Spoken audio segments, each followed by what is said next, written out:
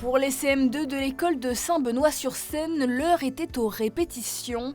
Les élèves au bois ont été sélectionnés pour chanter avec la maîtrise de Radio France. C'est impressionnant et ça va être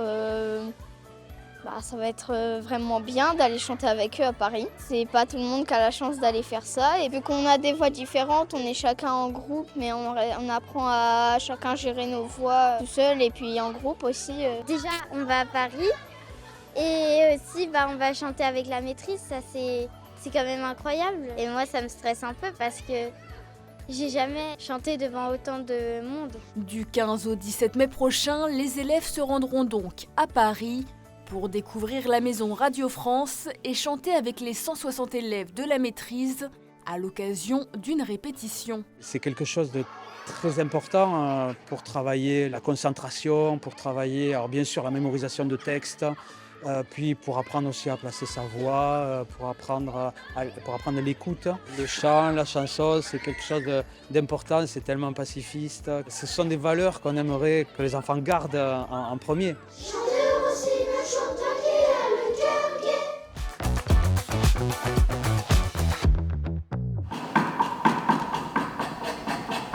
Au musée de la lutherie de Mirecourt, dans les Vosges, pas de musique mais une performance en duo. Pendant plus d'une demi-heure, la danseuse chorégraphe Anne Marion et le luthier Yves-Antoine Gachet ont captivé le public. On a proposé une première maquette, c'est-à-dire c'est comme un crayonné, une ébauche d'un travail, où je suis allée rencontrer un luthier et à partir de cette rencontre, on a essayé de proposer comme ça une vision à ciel ouvert de ce que peut être le travail d'un luthier et comment, en tant que chorégraphe et danseuse, je vais aller collecter ce qu'il fait pour le styliser, le donner à voir. La démarche de faire un lien entre l'artistique, l'artisanat d'art, l'artisanat d'excellence m'a tout de suite paru intéressante parce que de toute façon, dans la réalité du luthier, c'est déjà ce qui se passe. On est sans arrêt à côtoyer l'art, l'artistique, l'excellence par le biais de nos clients, des musiciens. Anne Marion est en résidence sur le territoire jusqu'en juin 2026.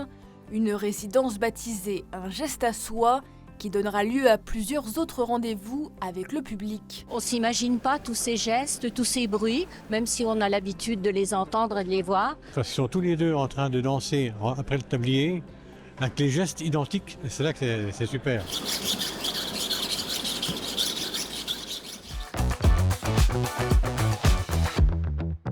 Un événement e-sport de grande ampleur. Durant 2 jours, les associations locales et le département de la Moselle se sont réunis à l'IMAX d'Amnéville.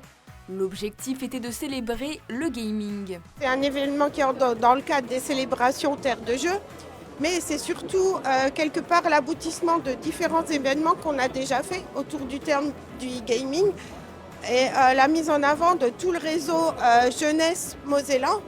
On va dire ici, c'est l'aboutissement aujourd'hui et c'est, je pense, une grande réussite déjà puisque là, on a déjà à peu près 600 personnes qui sont là cet après-midi et ça va continuer tout le week-end avec une belle programmation. Au programme de l'événement, tournoi e-sport, gaming en accès libre, sport connecté, concours de cosplay ou encore démonstration de sabre laser. Plusieurs influenceurs étaient également présents comme MH, l'ancienne coach d'une des principales structures e-sport en France. Je suis originaire de Bretagne, donc j'adorerais voir un tel engouement dans ma région, quand on voit que la Moselle justement arrive à proposer un cadre aussi qualitatif et surtout aussi intellectuel, dans le sens où là où parfois on demande juste à des gens de venir assister à des tournois qu'ils ne comprennent pas, la Moselle met vraiment l'accent sur quelque chose qui est beaucoup plus de l'ordre de la réflexion, c'est-à-dire qu'on va comprendre, essayer de comprendre, aller à la rencontre des personnes qui arrivent, les tenir par la main.